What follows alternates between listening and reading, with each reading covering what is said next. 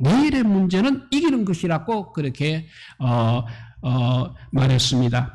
우리가 산다는 것은 바로 싸우는 것입니다. 여름에는 더위와 싸워야 합니다. 겨울에는 추위와 싸우게 되는 것입니다. 우리의 또 생명은 온갖 병문과 끊임없이 싸워가고 있는 것입니다. 그럼 더구나 우리는 모든 악이나 모든 적과도 싸워야 하는 것입니다. 우리는 싸워서 반드시 이겨야 하고, 그래서 우리는 인생의 승리자가 되어야 합니다. 그리고 우리는 역사의 승리자도 되어야 하는 것입니다. 고난과 긴장은 생기 있는 삶을 살게 하는 것입니다. 최근 러시아 과학자들이 특별한 실험을 하였습니다. 편안한 삶이 생명을 단축시키는지 그렇지 아니한지를 시험해 보았습니다. 과학자들은 먼저 동물들을 두 그룹으로 나누어서 한 그룹의 동물은 아주 좋은 환경에서 먹이도 충분히 먹이며 편안히 살도록 했습니다.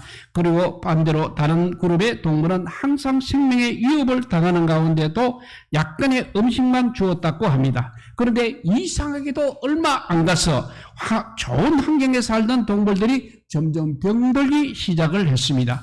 그리고 생기가 없어졌습니다. 그리고 빨리 죽었다고 합니다. 이와 같이 우리의 삶 가운데 고난과 긴장이 있다는 것은 바로 우리에게 해가 되는 것이 아니라 오히려 우리로 하여금 생기 있는 삶을 살게 하고 유익이 된다는 사실입니다.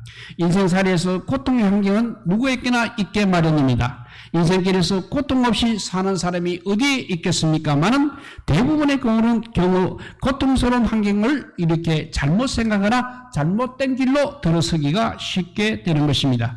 고통스러운 환경에서 사람들은 절망하거나 또 좌절하기 쉽다는 것입니다. 머리로 아는 고통과 생활에서 직접 느끼는 고통은 전혀 다른 것이기 때문입니다. 돈이 있을 때는 없는 사람들의 사정을 잘 모릅니다. 또 있을 때는 고통이 어떠니 인생의 고난이 어떠니 하고 말들은 잘 하고 있습니다. 그러나 실제로 자신이 그런 경우가 당하게 되면 모두 당황해지는 것입니다. 성령에 나타난 사건을 보게 되면 절망과 희망, 이것은 뗄 수 없는 밀접한 관계를 가지고 있습니다. 대체로 먼저 절망적인 사건이 있은 후에 희망이 예언되거나 희망을 주는 사건이 따르게 되는 것을 보게 됩니다. 아브라함도 역시 자손이 번성하게 되리라는 하나님의 약속을 미리부터 받았습니다. 그렇지만 그 약속이 이루어지기까지 아브라함은 절망의 긴 굴을 통과해야만 했던 것입니다. 절망의 굴을 통과한 끝에 마침내 아들 이삭을 얻을 수 있었던 것입니다. 이스라엘 민족이 이집트에서 노예로 생활한 것이 400여 년이 되었습니다. 그동안 그들은 정말 말할 수 없는 큰 고난을 당했습니다. 너무나 오랜 시간 고난을 당하면서 그 고난의 짐을 벗으리라는 희망조차 가질 수도 없었던 것입니다. 그런데 어느 날 갑자기 모세가 나타났습니다. 그리고 그들에게 희망을 주었습니다. 우여곡절 끝에 마침내 이집트를 탈출하는데 성공하였습니다. 그들에게 400년은 너무나 긴 절망의 시기였습니다.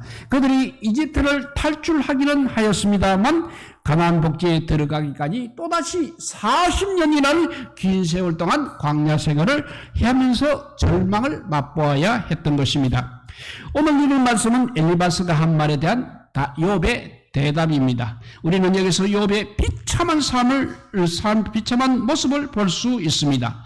욥은 자신이 죽음의 문턱에 이르는 것을 뼈저리게 느끼면서 자신을 살펴보고 있습니다. 1절에 그 말씀이 있습니다. 나의 기운이 새하였으며 나의 날이 다하였고 무덤이 나를 위하여 준비되었구나 라고 했습니다. 사실 이 말은 욥에게만 뿐 아니라 누구에게나 해당되는 말인 것입니다. 여기에는 예외가 없는 것입니다. 돈으로 우리의 생명을 살 수 없습니다. 생명은 권력을 가지고 누리는 것이 아닙니다. 그래서 로마서 5장 12절에는 이렇게 말씀하고 있습니다. 이러므로 한 사람 아담으로 말미암아 죄가 세상에 들어오고 죄로 말미암아 사망이 왔나니 이와 같이 모든 사람이 죄를 지었으므로 사망이 모든 사람에게 이르느니라 했습니다. 사망은 이렇게 모든 사람이 맞서야 하는 적이라는 것입니다.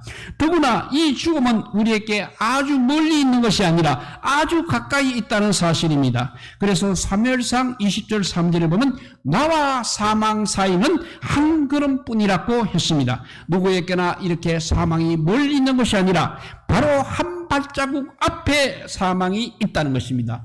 그러나 우리가 그것을 모르고 있는 것뿐인 것입니다. 오늘이 만약 나의 마지막 날이라고 한다면 우리는 어떻게 살아야 하겠습니까?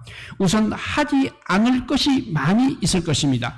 사람이 세상에 떠날 때는 그야말로 그 말도 선하다고 합니다. 죽으면서까지 저주하고 욕하는 사람은 없다는 것입니다.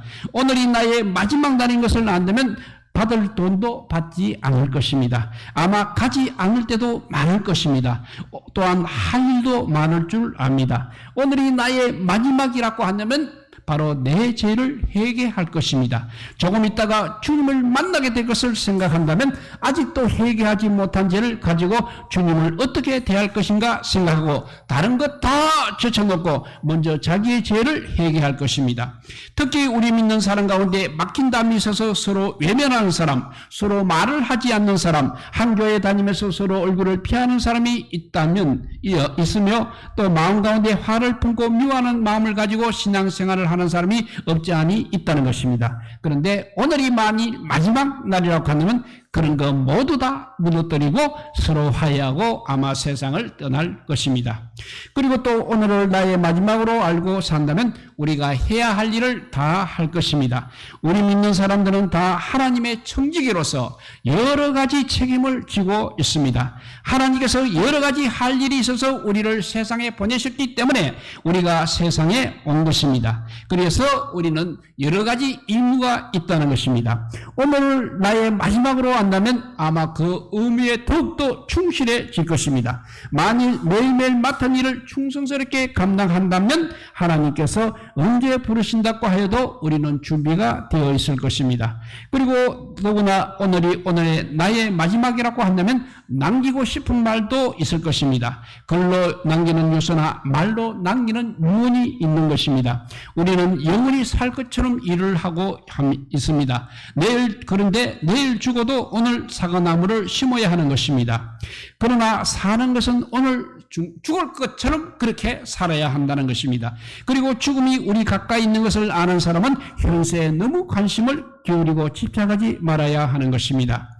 우리 신앙인에게는 항상 우리 신앙인에게는 불행이라든지 비극은 없는 것입니다.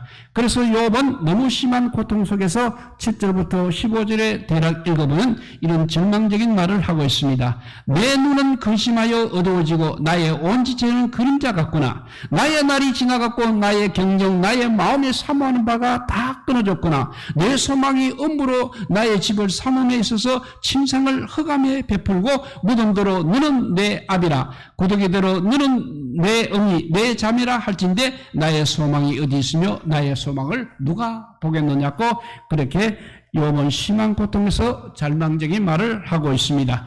그런데 이것이 우리의 인생의 전부는 아니라는 것입니다. 이것은 그냥 보이는 면일 뿐인 것입니다. 사람에게는 보이지 않는 면이 있는 것입니다. 보이는 육신의 사람은 시간의 감에 따라 늙어가고 병들고 후패하기 마련입니다. 여기에는 믿는 사람이나 믿지 않는 사람이나 차이가 없는 것입니다. 그런데 그래도 믿음으로 사는 사람은 그 사람이 후패할수록 속 사람은 더욱더 새로워진다는 사실입니다.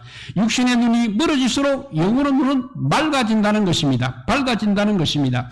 육신의 귀는 어두워질수록 신령한 귀는 분명해서 하나님의 하늘의 음성을 듣게 된다는 것입니다. 이것은 보이는 육신은 잠깐이지만 보이지 않는 영은 불변하는 존재라는 것을 우리에게 가르쳐주고 있는 것입니다. 이 육신이 비록 잠깐이라고 하지만 이 잠깐 사는 세상에 하나님께서는 우리에게 향한 기대가 너무나 많이 있습니다. 다시 말하면 우리에게는 각자의 사명이 있다는 것입니다. 그러므로 이 세상에서 하나님이 나에게 향하신 뜻이 무엇인지를 늘 발견해서 하나님께 영광 돌리시는 성도들이 되시기 바랍니다. 영국의 한 여성은 정신건고형을 받아서 평생 죄수가 되었습니다. 그런데 감옥 속에서 예수님을 믿고 거룩해져서 이런 시를 썼다고 합니다. 읽어보면 주께서 나로 하여금 하늘을 날지 못하게 하시었네. 나는 이 좁은 세상의 한 마리 새 주님이 나를 가두셨네 하여 나 할 일 없기에 종일 노래하노라. 찬송하노라. 찬송 외에 달리할 것 없네. 찬송하라고 나 여기 가두셨으므로 나의 영은 주를 향해 종일 찬송하네. 10배로 찬송을 부르네. 100배로 찬송 부르네. 찬송하며 눈을 떠 찬송하며 잠들고 찬송하며 숨지리라고 했습니다. 그대로 다 옮길 수는 없었지만 대강 이런 내용의 시라고 합니다. 누가 그 여자를 불행하게 할 수 있습니까? 신앙인에게는 불행이 없다는 것입니다. 신앙인에게는 비극도 없는 것입니다. 믿음으로 사는 사람들에게는 삶이 곧 예술인 것입니다. 삶의 예술가이고 삶의 창조자입니다. 어디에서나 믿음의 사람은 환경의 노예가 아닙니다. 주의 영이 있는 곳에는 왜냐하면 항상 자유가 있기 때문에 그렇습니다. 성경의 역사를 보게 되면 이스라엘 백성들에게 다가온 절명은 모두 다 보면 하나님께서 보내신 절망인 것을 알 수 있습니다. 아브라함을 절망하게 하신 분도 하나님이십니다. 이집트에서 노예 생활을 하며 절망에 빠지게 하셨던 분도 역시 하나님이십니다. 율법을 따라 행하지 않으므로 범죄한 유다 나라 백성들에게 바벨론의 포로가 되게 하신 분도 역시 하나님이십니다. 특별히 예수 그리스도를 십자가에 달리게 하신 분도 역시 하나님이십니다. 우리 스스로가 절망을 피하려 하기 때문에 하나님께서 친히 우리를 이렇게 절망으로 몰아넣으시는 것입니다. 사람들은 절망에 빠질 때 비로소 자기의 죄와 자기의 무능과 자기의 무지를 깨닫기 때문에 그렇습니다. 하나님께서는 우리를 절망으로 몰고 가시는 것은 바로 우리의 죄와 우리의 무능을 깨닫게 하시기 위한 것입니다. 그래서 고난은 어떤 의미에서는 기도하라는 사인인 것입니다. 기도하다 보면 은혜를 받습니다. 깨달음을 얻게 되면 기쁨과 감사가 넘치게 되는 것입니다. 그리고 더 큰 믿음을 가지게 되는 것입니다. 하나님께 영광을 돌리며 사는 하나님의 사람이 되는 것입니다. 특별히 고난 중에 기도하다가 큰 은혜를 받은 사람에게는 그야말로 큰 기쁨이 되는 것입니다. 하나님만 바라보는 사람은 항상 희망이 있습니다. 우리의 인생길에는 크고 작은 파도가 쉴 새 없이 밀려오고 있습니다. 때로는 해와 달과 별들도 보이지 않고 한 치 앞도 내다볼 수 없는 어둠이 덮칠 때도 있을 것입니다. 또 건강을 잃어버리고 신음할 때도 있는 것입니다. 사업의 실패에 재물을 잃고 고통할 때도 있을 것입니다. 그럴 때도 우리는 바울처럼 희망을 가져야 합니다. 희망이가 절망인가, 이 선택은 바로 우리들 자신에게 달려있는 것입니다. 모든 사람이 안 된다고 하더라도 그리스도는 된다고 말할 수 있어야 하는 것입니다. 항상 희망의 소리를 외치고 건설적이고 생산적인 말을 해야 하는 것입니다. 그리하면 반드시 자기 믿음대로 자기가 말한 그대로 되는 역사가 일어날 것입니다. 우리가 들어선 이 절망의 굴은 결코 끝이 없는 것이 아닙니다. 잠시 통과해야 할 굴일 뿐인 것입니다. 우리가 철저하게 절망하고 철저하게 회개할 때 이 어두운 절망의 굴은 끝이 나고 새로운 희망의 세계가 우리 앞에 열려질 것입니다. 철저한 절망 끝에 참된 희망이 밝아오는 것입니다. 철저한 부정을 통해서 참된 긍정의 세계로 나가게 되는 것입니다. 이 절망의 시기야말로 우리가 회개하여야 할 때인 것입니다. 이때야말로 바로 기도할 때인 것입니다. 우리의 모든 삶을 돌이켜 반성하고 우리 속에 남아있는 모든 애것을 다 깨끗이 씻어내고 그리스도 안에서 거듭나야 할 때인 것입니다. 방만하였던 삶을 돌이켜 절제된 생활로 바꾸어 가야 할 시기인 것입니다. 이제 이 절망의 시기를 회개의 때로 바꿈으로 참된 희망의 아침을 맞이하는 우리 모두의 삶이 되시기를 바랍니다. 누구에게나 밤이 찾아옵니다. 마찬가지로 누구에게나 새벽도 찾아오는 것입니다. 그러나 누구에게나 새벽을 맞이하는 것은 동일할 수는 없을 것입니다. 충분한 수면을 취한 사람의 새벽하고 뜬 눈으로 밤을 지새운 사람의 세계는 동이 서에서 먼 것 같이 다른 의미로 다가오게 되는 것입니다. 마찬가지로 기도 없이 만든 새벽과 기도로 실험한 새벽의 흔적은 전혀 같을 수가 없는 것입니다. 사람은 누구나 예고 없이 절망의 밤을 만나게 됩니다. 절망의 강도가 좀 다르기는 합니다. 그렇지만 절망을 그대로 품고 살게 되면 죽음에 이르는 병이 되기도 하는 것입니다. 우리를 향하신 하나님의 뜻은 절망이 아니라 소망이라는 것입니다. 하나님은 절망을 받고 소망의 항구로 이루게 하시는 분이십니다. 우리는 스스로 절망에 이르기도 하지만 하나님에 의해서 또 절망을 만나기도 하는 것입니다. 분명한 것은 어떤 경우의 절망이든 절망은 하나님을 찾으라는 그런 사인입니다. 그래서 기도에 무릎을 세우라는 사인인 것입니다. 아침 햇살이 비추이던 자욱한 안개가 그치듯이 아침 햇살이 비추게 되면 자욱하던 안개가 그치듯이 우리의 기도에 무릎이 세워지면 절망은 순식간에 사라지는 것입니다. 이러므로 하나님의 자녀들에게 가장 큰 절망은 바로 기도하지 못함인 것입니다. 절망 가운데서도 하나님을 찾지 않음이라는 것입니다. 그리스도인에게 절대 절망이라는 것은 있을 수 없는 것입니다. 다만 절대 위기만이 존재하는 것입니다. 절대 위기라는 것은 절망의 밤을 기도의 밤으로 바꾸지 못한 기도의 막힘 현상이라고 할 수 있겠습니다. 기도의 막힘이라든지 기도의 안됨 현상은 무엇으로 합리화 내지는 정당할 수 없는 것입니다. 정당화될 수 없는 것입니다. 반드시 기도해야 하는 것입니다. 기도하라 하심으로 우리에게 절망을 발견하시는 것입니다. 기도의 안됨과 막힘은 오직 기도로만 뚫을 수가 있다는 것입니다. 사람은 둘 다 할 수가 없는 듯 합니다. 기도하든지 아니면 절망하든지, 기도하든지 아니면 시험에 들어 살든지 말입니다. 기도 없이 살고 기도가 안 되는데도 위기감이나 가책감이 없다면 그거야말로 큰 위기이며 중병이라 할 수 있겠습니다. 병 중에 가장 무서운 병은 이 자각정세가 없는 자각정세를 모르는 병입니다. 그때는 반드시 회개해야 되고 치료받아야 합니다. 하나님께서는 사랑하시는 자녀들에게 기도하라는 신앙으로 종종 절망의 밤을 만나게 하시는 것입니다. 내가 겪는 억울함 속에, 불공평 속에, 회한 속에, 상처 속에, 문제 속에 무슨 하나님의 뜻이 있을까? 어떤 하나님의 섭리가 있다는 것일까? 그러나 하나님은 우리를 그곳까지도 내려가게 하십니다. 그곳까지 가야만 하나님의 공평하심과 실수 없으심을 만나게 되는 것입니다. 절망의 밤을 고민과 분노 그리고 후회와 자책의 속상함으로 지새우게 되면 새벽은 또 다른 어둠의 시간을 연장시켜 줄 뿐인 것입니다. 기도 없는 절망의 밤은 새벽을 드디어 오게 합니다. 그렇지만 통곡한 기도의 밤은 신속하게 새벽을 앞당겨 줄 것입니다. 세상 사람들은 충만한 힘과 칼로리로 살아가고 있습니다. 그렇지만 하나님의 사람들은 은혜의 엔돌핀과 위로부터 베푸시는 새 힘으로 살아가는 것입니다. 밤중에도 아침을 사는 사람이 있는가 하면 아침에도 밤중을 보내는 사람이 있습니다. 그런데 이것은 바로 기도의 부재로 말미암는 것입니다. 욥은 그의 친구들과의 논쟁 그리고 하나님과의 실험 속에서 기진맥진하여 절망에 이르렀습니다. 욥은 오직 자신을 기다리는 것은 무덤이라고 고백하고 있습니다. 욥의 육체와 정신은 점점 공개해집니다. 그렇지만 욥의 절망 속에서 그래도 피어나는 한 송이의 희망의 꽃이 있음을 보게 되는 것입니다. 그것이 바로 하나님이십니다.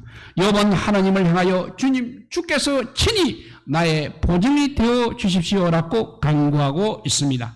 또한 그는 자신의 보증이 되실 분은 오직 주님밖에 없다고 고백하고 있습니다. 이것이 바로 절망 속에서 피어난 한 송이의 희망의 꽃인 것입니다.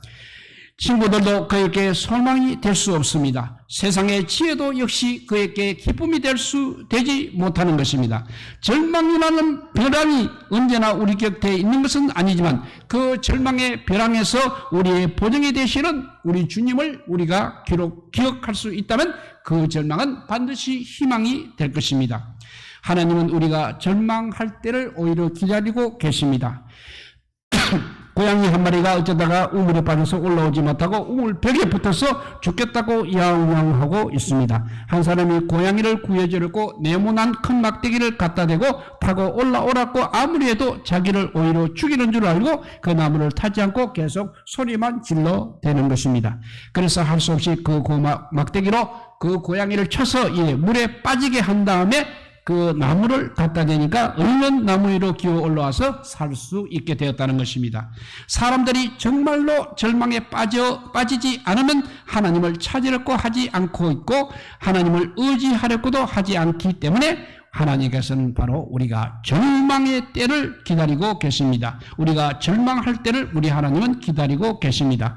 개나 소나 말 같은 짐승들은 물에 빠졌을 때 헤엄치는 법을 배운 일이 없어도 잘 헤엄쳐 나오고 있습니다. 그런데 반대로 만물의 영장인 인간은 헤엄치는 법을 배우지 않고 물에 빠지게 되면 허우적거리다가 빠져 죽고 만다는 것입니다. 그 원인은 온몸을 물에다 맡길 줄 모르기 때문에 그렇습니다. 물에다 온몸을 맡기고 있으면 처음에는 가라앉지만 조금 있으면 뜨게 되는 것입니다. 그 다음에 손을 움직이고 발을 움직이는 법을 배우면 헤엄을 치게 되는 것입니다. 아무리 먼 거리라도 몸을 물에 맡겨서 누워서 손과 발을 움직이게 되면 얼마든지 오래 헤엄을 칠 수 있는 것입니다. 이와 같이 온몸을 물에 맡기게 되면 뜨는 것처럼 신앙생활에도 내 인간의 힘을 빼고 하나님께 온전히 맡기고 의지하는 법을 배우게 되면 그때부터 우리 하나님이 개입하셔서 능력으로 역사하시고 인도해 주시는 것입니다. 그래서 우리는 자신에 대해서 절망하지 마시기 바랍니다. 하나님을 의지하는 법을 배우기 전에 제멋대로 이리 뛰고 저리 뛰며 야생마처럼 날뛰면 하나님께서 가까이 오지 않으십니다. 그리고 우리의 하는 일에도 역시 개입하시지도 않습니다. 그래서 시편 51편 17절에 보면 하나님의 구하시는 제사는 상한 심령이라 하나님이여 상하고 통회하는 마음을 주께서 멸시하지 아니하시리다 라고 했습니다. 여기서 상한 심은 바로 깨어지고 부서진 마음 상태를 말하고 있습니다. 하나님께서는 자신에 대해서 절망을 느끼는 자를 찾아서 가까이 오신다는 것입니다. 하나님은 자신에 대해서 절망을 느끼지 않고 자신을 하나님보다 더 믿고 의지하는 자들에게는 절대 가까이 오지 않으십니다. 물에 빠져 죽게 된 자를 살리려 들어갈 때는 조급히 손을 대면 함께 빠져 죽기가 쉽습니다. 그렇지만 물에 빠진 사람이 허우적거릴 힘도 없을 때 조심조심 머리카락을 붙잡고 끌고 나와야 살 수 있는 것입니다. 그러므로 맥진할 때까지 기다리거나 아니면 허우적거리는 사람을 한 방에 때려서 기절하게 만든 다음에 끌고 나와야 한다는 것입니다. 우리가 실패하거나 병들어 죽게 되거나 어쩔 수 없이 절망하는 것보다 평안할 때, 사업이 잘 되고 건강할 때도 자신에 대하여 절망을 느끼고 하나님께 매달리고 의지하는 사람이 바로 참으로 지혜로운 사람인 것입니다. 하나님의 능력을 계속 그렇게 해야 하나님의 능력을 계속 유지할 수 있고 계속해서 성공할 수가 있는 사람입니다. 자신에 대해서는 항상 절망할 줄 알아야 한다는 것입니다. 자신은 지혜도 건강도 물질도 아무것도 의지할 것이 없다는 것을 우리는 속히 깨달아야 하는 것입니다. 자신에 대해서 절망하고 대신에 하나님께 전적으로 의지하는 성도가 되시기 바랍니다. 살다 보면 살아있음의 무게가 정말 천금만금일 때가 있을 것입니다. 주어 덮은 이불의 무게를 견딜 수 없을 만큼 내가 작아짐을 느낄 때가 있다는 것입니다. 겨우겨우 붙잡아 동아밧줄을 인하여 숨을 고르는 순간에 위를 보니 생쥐 한 마리가 밧줄을 갉아먹고 있을 때 우리는 밧줄이 끊어지기 전에 미리 잡은 손을 스스로 놓아버리는 것입니다. 우리가 부모가 사랑하는 자식을 매질할 때 보면 아이들은 울며보며 속으로 이렇게 말합니다. 엄마 아빠가 밉다고 하고 날 사랑하면 왜 때리는 거냐 하고 내가 미워서 그러는 것일 거냐고 할 것입니다. 그럴 때에도 부모님들은 아이들에게 매질의 이유를 자세히 설명하지 않고 있습니다. 왜냐하면 설명해도 잘 이해할 수가 없기 때문입니다. 그러나 그 아이가 커서 청년이 되면 부모의 매질의 의미를 그때 비로소 알게 되는 것입니다. 오히려 매질의 은혜를 알게 되는다는 것입니다. 그래도 하나님께서는 쉽게 매질의 이유와 벼랑 끝의 의미를 설명하지 않으십니다.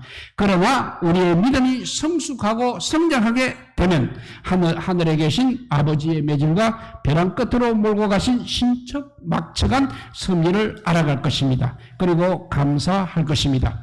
벼랑 끝에 선 것이 무슨 축복이냐는 것입니다. 오히려 재앙이 아닌 자 하지만 재앙은 아니라는 것입니다. 그것은 이해되지 않는 축복입니다. 벼랑 끝에 선 것이 이해되지 않는 축복입니다. 그것 또 설명할 수 없는 은혜입니다. 무슨 은혜냐 하면 그것을 항복의 은혜라고 합니다. 항복한 은혜는 교회에서는 받을 수 없는 은혜입니다. 시온의 대로에서는 경험할 수 없는 은혜입니다. 반드시 벼랑 끝에서만 받을 수 있는 은혜라는 것입니다. 자원하여 항복한다는 것은 결코 쉬운 일은 아닙니다. 그 항복을 하나님은 항상 벼랑 끝에서 받아냈습니다. 사람은 죽을지언정 항복은 피하려고 하고 있습니다. 예수님을 믿어도 항복하지 않고 믿으려고 하고 있습니다. 기도를 해도 역시 항복을 피하여 기도하려고 합니다. 그러나 하나님께서는 마침내 항복을 받아내십니다. 뿐만 아니라 항복한 자를 마침내 높이 세우십니다. 하나님께서는 항복한 자에게 정말 기막힌 은혜를 예비하십니다. 수많은 승리의 주인공들은 우리와 성령이 다른 사람들이 아니라는 것입니다. 다만 빨리 항복의 은혜를 경험한 분들입니다. 사랑하는 아이들을 잃고 행복한 분들, 직장을 잃고 항복한 분들, 건강을 잃고 항복한 분들, 평생의 꿈을 잃고 항복한 분들, 사랑하는 분들을 잃고 항복한 분들, 삶의 복음자를 잃고 항복한 분들, 그분의 항복 뒤에는 감당할 수 없는 하늘의 보상이 준비되어 있다는 것입니다. 사진작가들에 의하면 밤하늘도 역시 까맣지 않고 파랗다고 합니다. 영의 눈으로 벼랑을 바라보게 되면 파랗게 보이는 것입니다. 그래서 임마누엘 칸트는 아무리 어두운 밤이라도 자세히 보면 별 하나는 보인다고 했습니다. 기도의 방석을 펴고 믿음의 눈으로 자세히 벼랑을 살펴보시기 바랍니다. 희망의 별, 가능성의 별 하나쯤은 우리를 위하여 우리 하나님께서 준비해 놓으셨을 것입니다. 벼랑 끝에서 고생하시는 분들을 주님께서는 실제적으로 만져주시고 신속하게 회복해 하시기를 강청합니다. 요리 강청하는 보정, 즉 하나님께서 그에게 더욱 소중한 이유는 죽음에 이르는 절망 속에서 유일하게 알게 된 분이기 때문입니다. 욥은 자신의 고통의 문제를 해결하는 데 있어서 세상의 지혜자들이 전혀 도움이 되지 않는다는 사실을 경험했던 것입니다. 그들은 오히려 욥을 조롱하고 공격했습니다. 그리고 정죄까지 했습니다. 그들과의 대면 속에서 욥은 단 한 사람의 지혜자도 찾지 못했습니다. 이 세상 속에서 희망을 찾을 수 없던 그 욥에게 유일한 희망은 바로 무덤으로 가는 것이었습니다. 그래서 그는 무덤을 내 아비로, 고데기를 내 어미, 내 자매로 부르겠다고 할 정도로 세상에서 소망을 찾을 수 없었던 것입니다. 이런 절망 속에서 욥은 그래도 한 줄기의 빛, 하나님을 그의 유일한 보정으로 삼고 있는 것입니다. 절망 속에서 욥의 유일한 보정이 되셨던 하나님께서는 오늘날 고통의 세계에 있는 자들에게도 역시 유일한 소망이 되지 않겠습니까? 인간의 비극과 실망에서 면제된 사람은 아무도 없습니다. 그러나 죽음을 이기신 예수님의 부활이야말로 우리에게 소망을 주는 것입니다. 십자가에 달리신 예수님을 바라본가 동시에 부활하신 예수님을 우리는 반드시 바라보아야 합니다. 새하늘과 새 땅이 열리는 날 주님께서는 이 세상의 모든 불공평을 깨뜨리십니다. 그리고 우리의 고통마저 종식시켜 주실 것입니다. 내가 보정으로 삼고 있는 것은 무엇입니까? 그 보정이 얼마나 우리 자신을 지켜줄 수 있다고 생각하십니까? 우리에게 예수 그리스도가 값진 이유는 무엇입니까? 예수 그리스도께서 고통당하는 자들의 위로자임을 알리고 있습니까? 우리의 물질이나 지위는 한순간에 사라질 수도 있는 것입니다. 의지했던 가족과 친구도 언젠가는 우리의 곁을 떠나게 되는 것입니다. 이 세상의 모든 것은 무한합니다. 그렇기 때문에 우리에게 소망이 될 수가 없다는 것입니다. 오직 죽음에서 부활하신 예수님이 우리를 절망에서 피어나는 소망의 꽃이라는 것을 사실을 우리는 기억하고 늘 하나님을 의지하고 하나님의 보증을 받는 믿음의 사람들이 되시기를 우리 주님의 이름으로 축복드립니다. 기도하겠습니다. 우리가 절망 속에 살 수밖에 없는 세상입니다. 우리를 절망 속으로 끌어가서 비로소 하나님을 만나게 하는 하나님의 그 뜻을 우리가 빨리 깨달으면 깨달을수록 절망에서 우리가 벗어날 수 있다고 오늘 욥이 말하는 가운데서 우리가 알게 하여 주시니 감사합니다. 그리고 가장 큰 절망은 기도하지 못하는 것이라고 우리에게 교훈하고 있습니다. 기도의 막힘과 기도를 못하는 것은 기도로 뚫을 수밖에 없다고 우리에게 가르쳐 주셨습니다. 그렇게 되면 기도함으로써 하나님으로부터 오는 그 아버지의 베푸심을 받아서 우리가 새 힘과 새 능력과 새 언어를 받아서 이렇게 주님께서 내 보증이 되시는 경우까지 올라갈 수 있는 우리 모두가 되게 하여 주시옵소서. 이 세상은 절대 아버지요 유한하기 때문에 언젠가 하나님을 만나야 하는 저희들입니다. 빨리 만나면 빨리 만날수록 절망에서 우리가 벗어날 수 있다는 것을 깨닫게 하여 주시고 이 시간 기도하는 시간 되게 하여 주시고 하나님을 찬양하는 저희들 되게 하여 주시기를 간절히 빌고 원하올 때 우리 구주 예수 그리스도 이름으로 기도드려옵나이다. 아멘.